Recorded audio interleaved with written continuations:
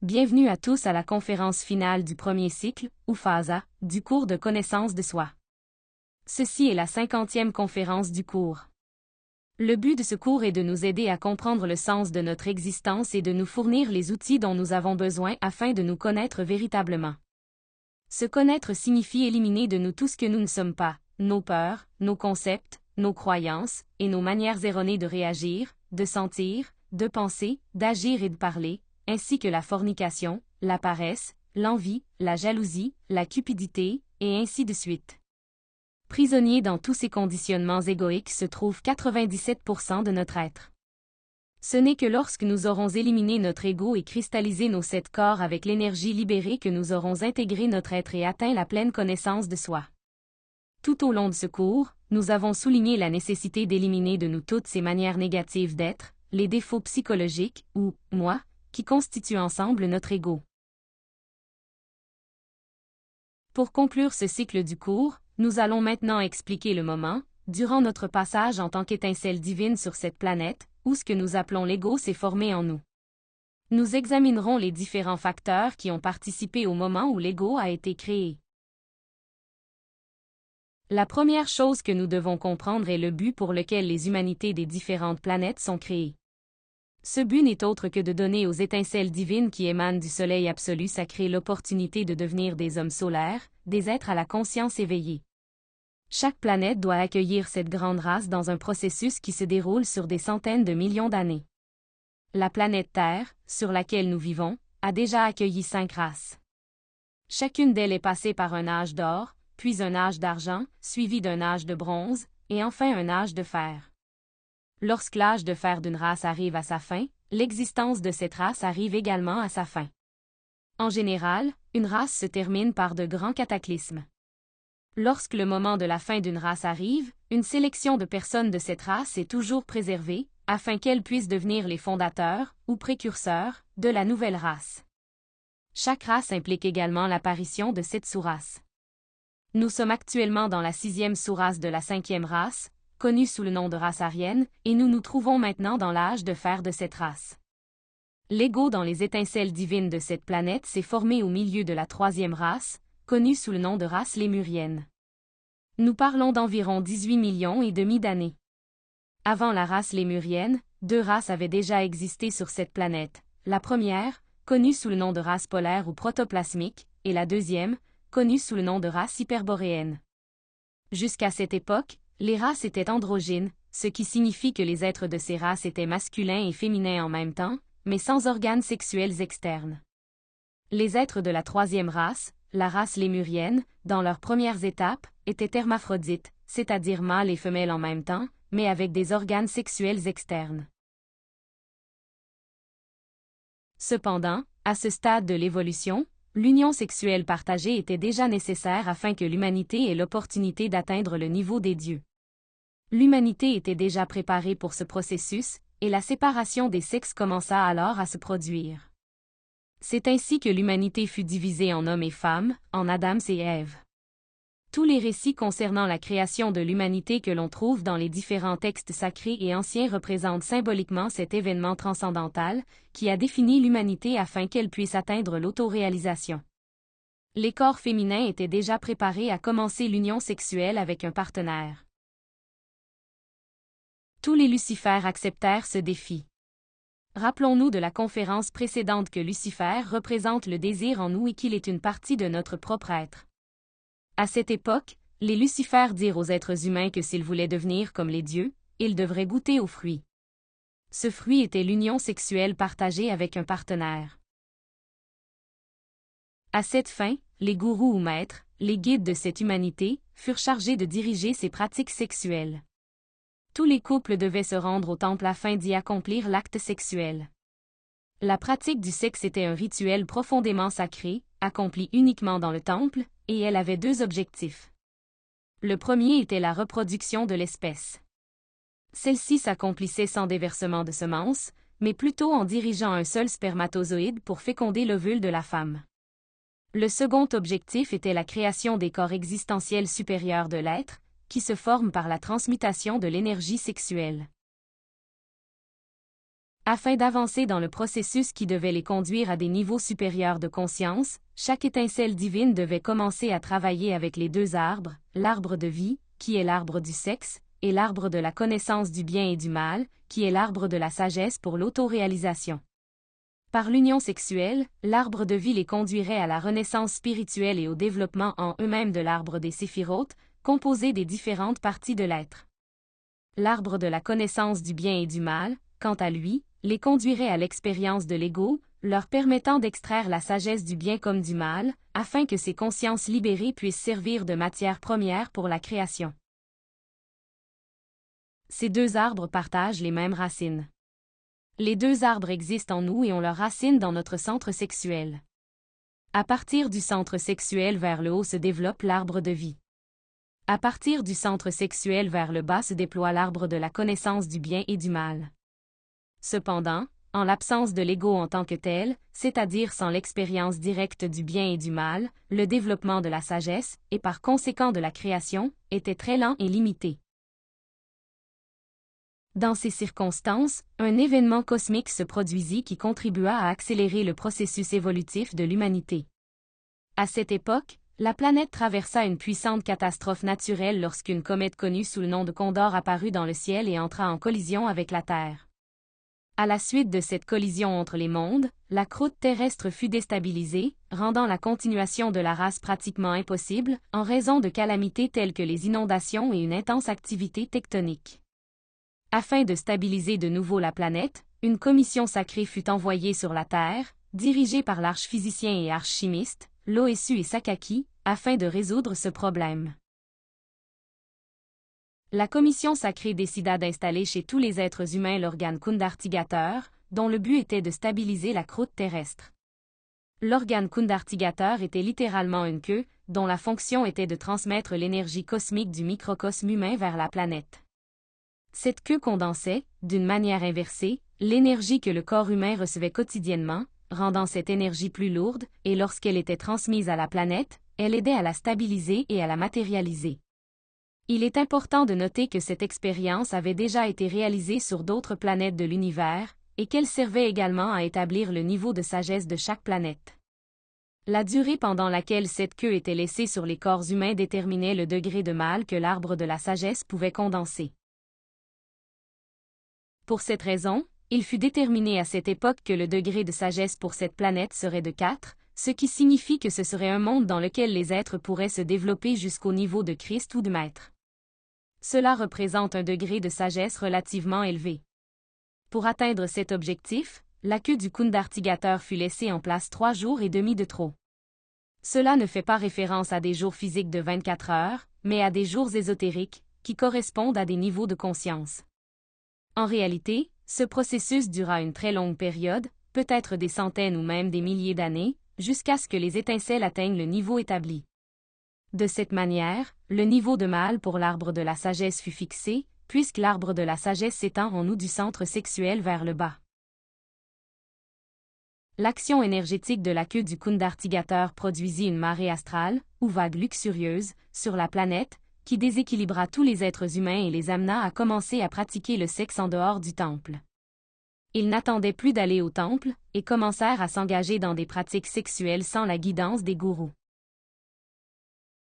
L'augmentation du désir sexuel produite par l'action de cette vague luxurieuse, combinée au manque de guidance appropriée dans la pratique sexuelle, conduisit l'humanité à se livrer au désir et à tomber dans l'erreur de la fornication, c'est-à-dire dans le déversement de l'énergie sexuelle créatrice en dehors de l'amphore.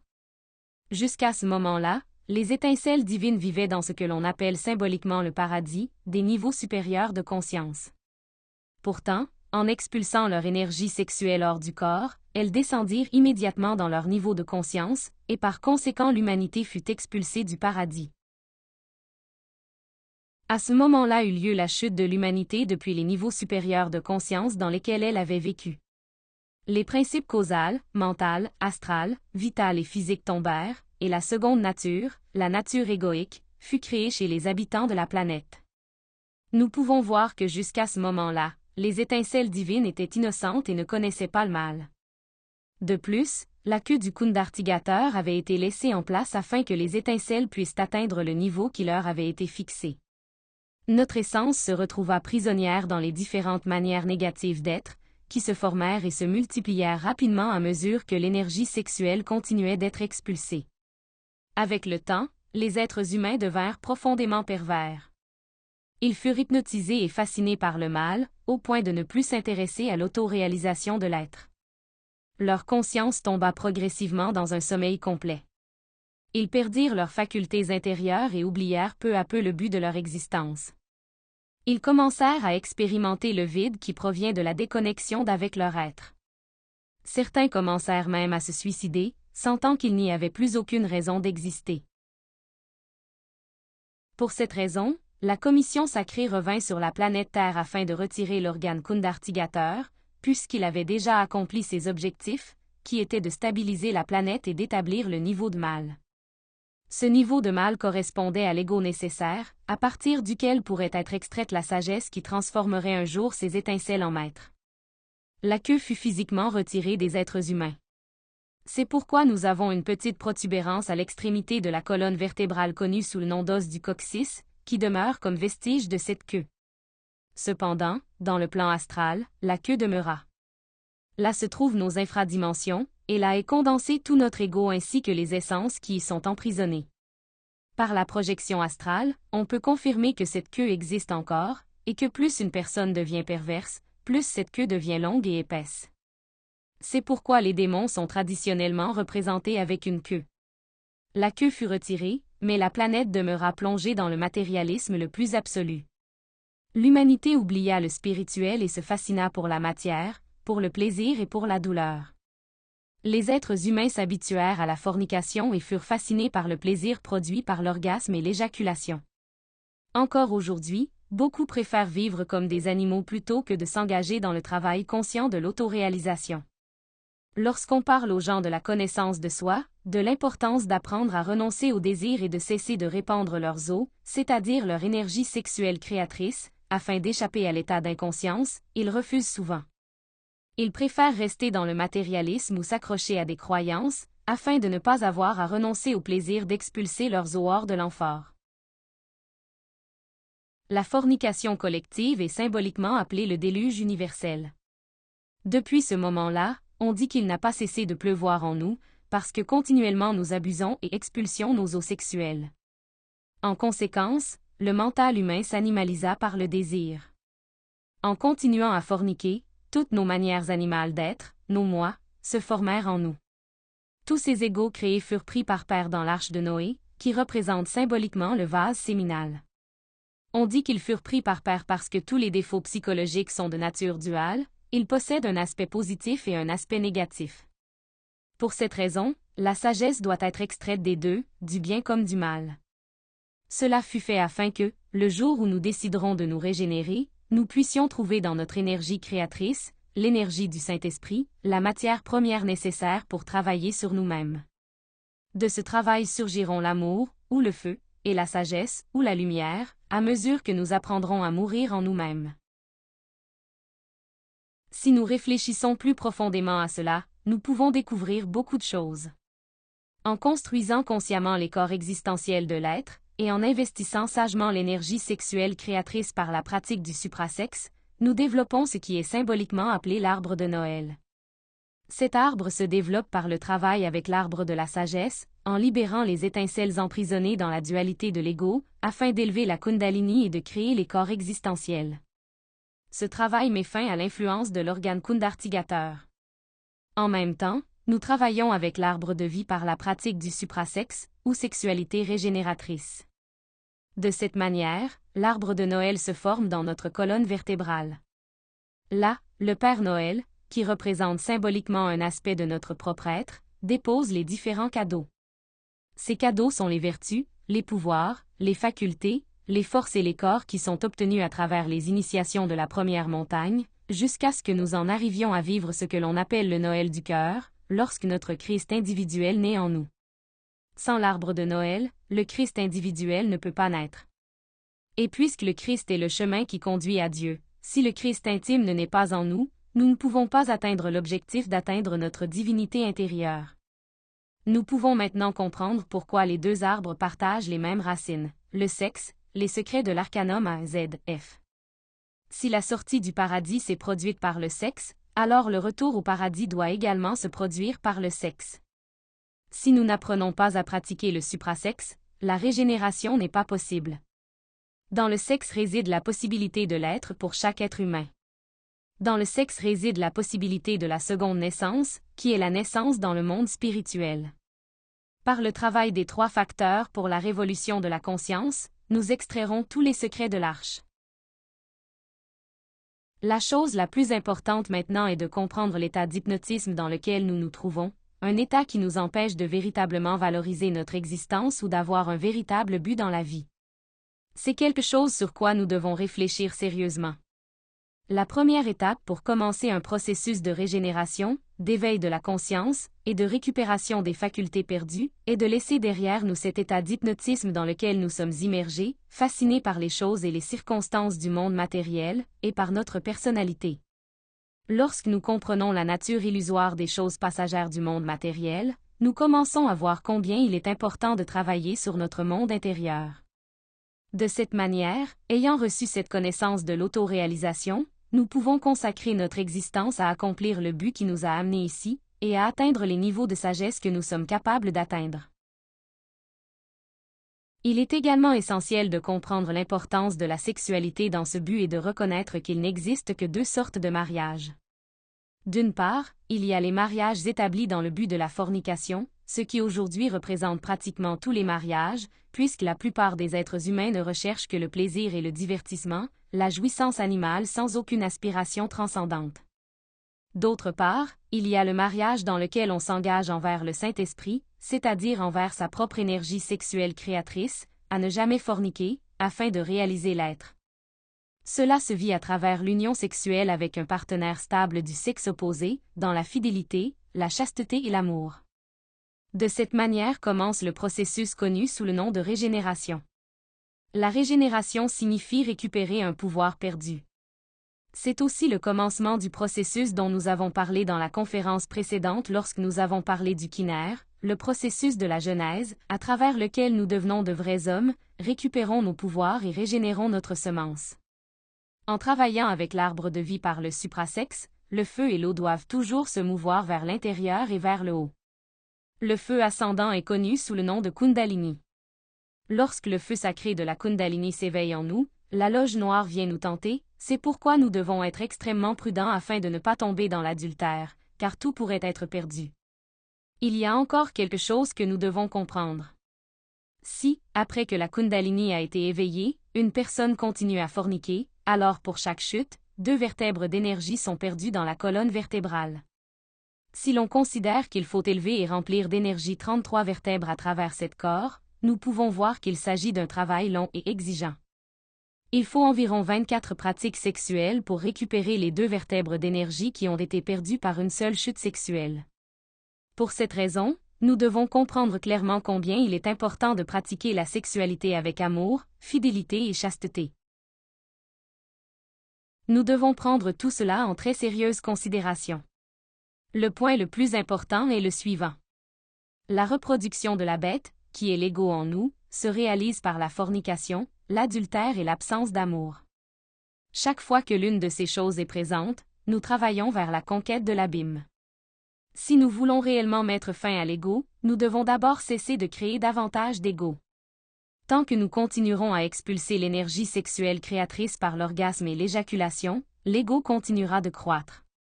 Il est donc nécessaire de commencer une lutte sérieuse contre la fornication, car sur le plan physique elle consomme l'énergie vitale que le corps est capable de condenser. Nous devons aussi comprendre que plus la connaissance est grande, plus la responsabilité est grande. Lorsqu'une personne a reçu cette connaissance, une décision doit être prise.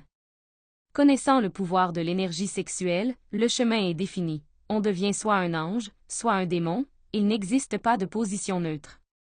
Si, connaissant l'immense pouvoir contenu dans l'énergie sexuelle, nous décidons de cesser de la répandre et de commencer à la faire monter le long de la colonne vertébrale par la pratique du suprasexe, nous marchons sur le chemin des anges.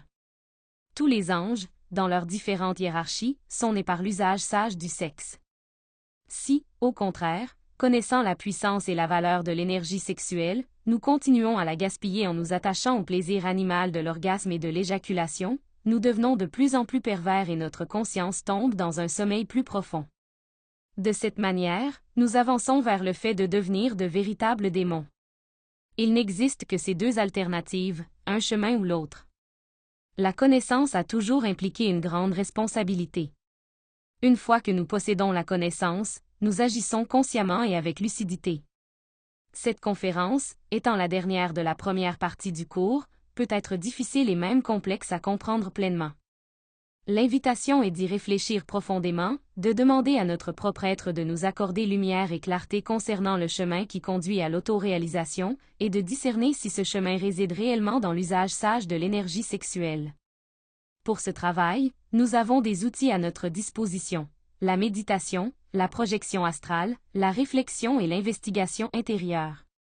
L'invitation que nous faisons toujours est de pratiquer, de vérifier par vous-même, d'investiguer et d'atteindre votre propre connaissance intérieure. Et avec cela, nous concluons le thème d'aujourd'hui et nous terminons la phase A de ce cours de connaissance de soi. Toutes les conférences resteront enregistrées ici, afin que vous puissiez les consulter chaque fois que vous le souhaitez. Vous pouvez également nous contacter à tout moment si des questions ou des doutes surgissent. Bientôt, nous commencerons le cycle suivant de 25 conférences qui constitue la deuxième partie de ce cours. Un grand merci à tous ceux qui nous ont accompagnés tout au long de ce cycle. Nous vous souhaitons courage et force dans votre propre travail intérieur. À la prochaine fois!